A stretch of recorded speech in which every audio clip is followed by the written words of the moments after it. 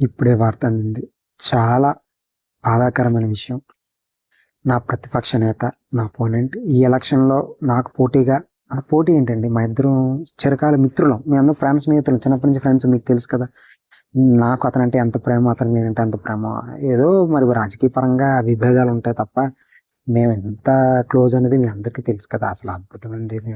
కానీ అతను ఈరోజు అనారోగ్యంతో హాస్పిటల్ బెడ్ మీద ఉండడం అనేది నాకు చాలా బాధను కలిగిస్తుంది. అందుకే చూశారు కదా!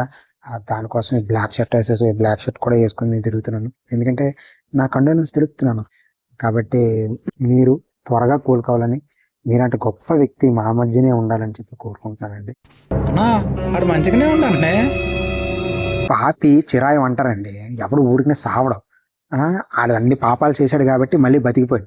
నిజంగా ఆడు ఎదవండి, ఎదవ. ఆడు ఏం చేశాడండి, ఏం చేశాడు? నియోజకవర్గ ప్రజలకు ఏం చేశాడు?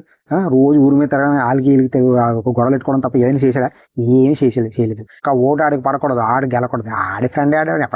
ఎవడికండి ఫ్రెండ్? ఎవడి ఫ్రెండ్? అలాంటి ఎదవలు, అలాంటి స్నేహితులు ఉండకూడదు. నాన్న స్నేహితులు దూరంగా ఉంచాలి.